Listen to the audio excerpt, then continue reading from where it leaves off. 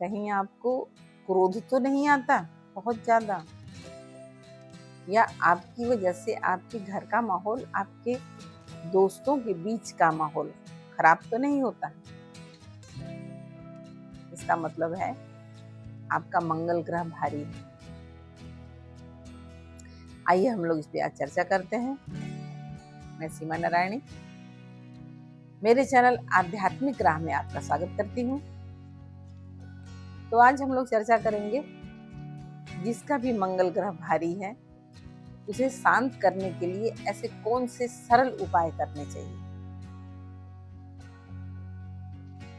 कहते हैं ना, हरे लगे ना फिटकरी और रंग चोखा आ जाए। मतलब आसान तरीके। आप लोगों ने सुना होगा, जिसका मंगल ग्रह भारी है उसे हनुमान जी की पूजा करनी चाहिए। लगभग 99% लोग ये चीज जानते हैं, पर कैसे करनी चाहिए? लाल दान करना चाहिए, सभी जानते हैं, पर लाल दान करना कैसे है? और हमें अपने दिनचर्या में या मंगलवार के दिन हमें क्या क्या चीज नहीं करनी है, किस किन चीजों से बचना है, जिसके बारे में इस पे चर्चा करूंगी। तो जैसा कि मैंने पहला टॉपिक बताया, आप सभी जानते हैं कि भगवान हनुमान जी की पूजा करनी चाहिए मंगलवार के दिन, खास तौर पर जरूरी है। और अगर आप डेली करते हैं तो बहुत अच्छा है। मंगलवार के दिन हनुमान जी को चोला चढ़ता है। आप चोला चढ़ा सकते हैं। घी में या चमेली के तेल में सिंदूर मिलाकर के चोला चढ़ाया जाता है। कहा जाता है कि माता सीता को सिंदूर लगाते देखते हुए हनुमान जी ने उनसे सवाल किया था कि आप सिंदूर क्यों लगाती हैं? तो उन्होंने कहा था कि ये मैं अपने स्वामी के जीवन की रक्षा के लिए कामना करती हूँ, इसलिए मैं ये सिंदूर लगाती हूँ। उन्होंने कहा कि मैं तो सिंदूर से नहा लूंगा। जैसा कि मैं सोचती हूँ, मैं किसी को बाध्य नहीं करती, लेकिन मेरा सोचना है कि सिंदूर माथे पे लगाने की चीज है, इसलिए उसे पैरों पे न लगाएं। भगवान ने सिंदूर से स्नान किया था, पहले पैरों पे नहीं डाला था।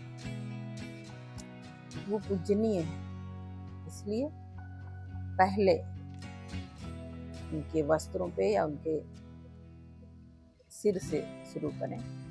आप पैर पहले छू लें भगवान के, उनको फूल चढ़ा के उनसे निवेदन कर लें, भगवान मैं आज आपको चोला चढ़ाने जा रहा हूँ या जा रही हूँ। वैसे आमतौर पर औरतें नहीं चढ़ाती हैं चोला।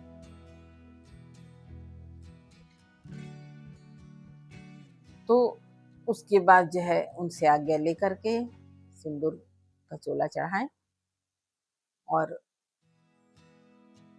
उसके बाद उनको वस्त्र पहनाएं। चोला चढ़ाते वक्त सबसे मेन चीज जिसे हमें ध्यान रखनी है कि भगवान के आंखों पे सिंदूर नहीं लगना चाहिए। ऐसे बहा दिए जाते हैं सिंदूर, जैसे अपना काम है करके निकल गए। हमें बहुत ही श्रद्धा भाव से सिंदूर उन्हें लगाना है, जैसे उन्होंने श्रद्धा भाव से उसे धारण किया था।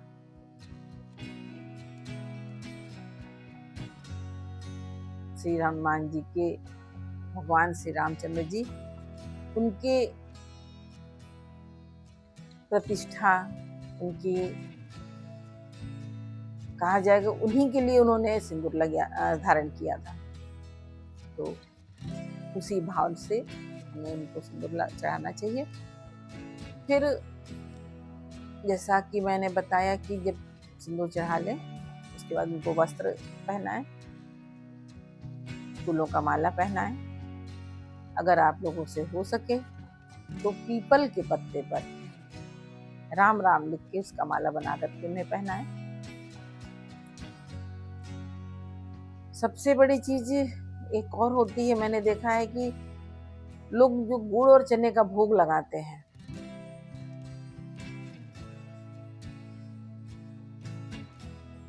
उसमें पन्नी में या कागज में लेके आएंगे प्रसाद और पैरों के पास रख देते हैं और उसमें से निकाल के कुछ भगवान के पैरों के पास रख देते हैं और पन्नी उठा के ले जाते हैं बाकी प्रसाद। ऐसा ना करें। या तो आप पूरा प्रसाद पन्नी में सहित छोड़ दें या कागज सहित छोड़ दें। पंडित जी से अपने लिए हाथ में प्रसाद मांग लें। कभी भी भगवान की मूर्ति पर या भगवान की मूर्ति के मुंह पे ले जा करके जबरदस्ती जैसे गुड़ चिपका देते हैं, उसमें चना चिपका देते हैं, ऐसी गलती कभी न करें। आपका मंगल ग्रह और भी खराब होगा। हमें बड़ों का सम्मान करना चाहिए। हमारे भगवान हैं वो। अपने स्वार्थ के लिए हम भगवान की मूर्ति को इस तरीके से बेतरीके से प्रसाद मने छोड़ के नहीं आना है और न ही उनके मुंह पे घुट के आना है या दबा के चिपका के आना है। इसके बाद भोग लगाने के बाद आप आचमन करके प्रसाद हाथ में पंडित जी से मांग लें और वापस आ सकते हैं। दूसरा चीज है लाल दान। लाल दान में आपको मसूर की लाल दान में आता है, मसूर की दाल आप वहां भगवान के पास रख दें। कम से कम इतना हो कि एक टाइम का दाल पंडित जी के यहाँ बन सके। एक मुट्ठी या कोई बोले 11 दाना, ये तरीका सही नहीं है। कम से कम 100 ग्राम हो।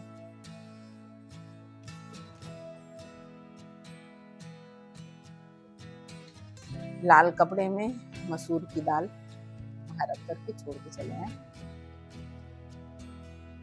तीसरा चीज होता है कि हमें इस दिन अभक्ष का सेवन नहीं करना है। जैसे जो शराब मदिरा लेते हैं लोग या नॉनवेज लेते हैं लोग, ये ना, इसका सेवन ना करें। जहां तक हो सके सात्विक भोजन करें। लहसुन प्याज भी वर्जित करें,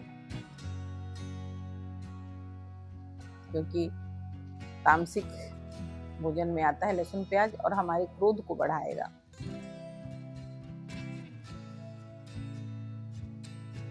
इस तरीके से ये 3 चीज तो बहुत जरूरी है। जैसा कि मैंने मंगल ग्रह के लिए बताया, आप लोगों को समझ में आ गया होगा। आज के लिए बस इतना ही।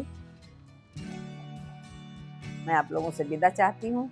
उससे पहले मैं आप लोगों को एक बात जरूर कहना चाहूंगी। भगवान की पूजा हमें ऐसी करनी चाहिए कि समय लेकर और श्रद्धा और भाव के साथ, न कि एक कोरम की तरह उसे करके चले आना है। हमारे ग्रह अगर हमें परेशान कर रहे हैं तो हमें उनकी शांति करानी है या उनकी शांति करनी है या उनसे हमें बचना है, तो हमें समय देना पड़ेगा अपने लिए।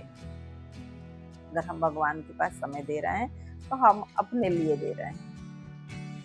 इसीलिए कभी भी भगवान को चोला चढ़ाएं, वहाँ पूजा करने जाएं तो बड़े स्थिर भाव से जाएं। भागम भागम न मचाएं। मैं सीमा नारायणी आज आप लोगों से विदा लेती हूँ। जय श्री राम।